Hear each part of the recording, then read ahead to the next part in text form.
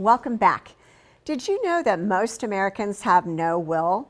According to the National Council on Aging's 2025 report, only 31% of Americans have a will. That means nearly 7 out of 10 people, including maybe you, are leaving their families in limbo without having one. Amy, who needs a will and why? So the short answer is everybody. Everybody needs a will. The reason people don't get wills is like funeral arrangements. I don't want to think about it. I don't want to talk about it. I'm scared. I don't want to look at mortality. The other issue is money. I don't want to pay somebody to do my will. I'm not sending anybody to, some weird online. But I would say, if you're worried about money, shop around.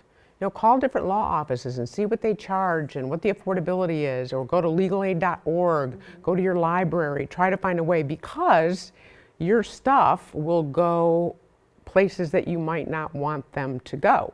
Well, money is a factor, and a lot of people think, well, I don't have any money, so why do I need a will? If you have a body and you have a name, you have an estate.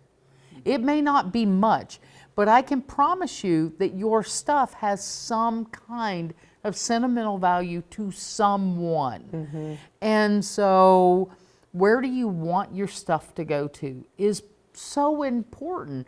You don't want your kids arguing over who gets the ring and who gets the watch. If that's all you have, mm-hmm. say you get this and you get that, now shut up and like each other. Because if you don't, then I can promise you there's going to be an argument, and it's going to be, that's mine. Here's another place there's arguments. Bank accounts with beneficiaries, payment on death.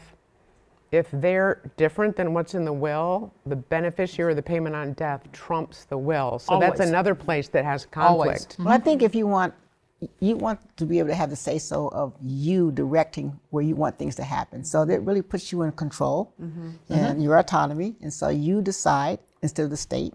Mm-hmm. You get to say what happens with the kids. You get to say, really, your pets and things like that. You get to plan everything. Right. Mm-hmm. And it is easy to put off, and it is easy to think, I don't want to think about that right now, I'll think about it later. I don't want to pay for that right now, I'll pay for it later. Right. But the thing of it is that when things catch people by surprise, as usually they do, mm-hmm. it throws people into disarray. And so this is a way to preserve family, preserve legacy, rather than almost a path of destruction because people were upset. Yeah, I see another one is a lot of people say, well, I have a power of attorney, they'll take care of it. The moment you stop breathing, that power of attorney ceases to exist, and people do not understand that. Power of attorney is of no value once you've drawn your last breath and gone through your final mm-hmm. sunset. So somebody still has to handle your legal affairs. Somebody has to, if you're renting, they've got to get your stuff out of the place. It doesn't matter if you own your home, somebody's got to take care of paying the bills and making sure that life still happens. Mm-hmm. And that's designated in that will.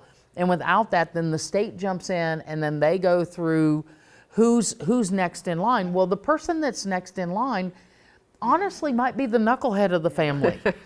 and you don't want to leave a knucklehead in charge. But what about the burden? We don't want to be a burden to our parents. They don't want to be a burden to us. We don't want to be a burden to our children. Good so point. How about we do something to help ease that burden for them in advance? Right, it's part of being a good parent or a good child. It's an act of love. An act of love, it's a mature life task. And I was thinking 7 out of 10, think how many maybe have decades old wills. So the statistics are probably even bigger than that. Like, right. Not only do you need a will, but an updated will. Right, you divorce that person.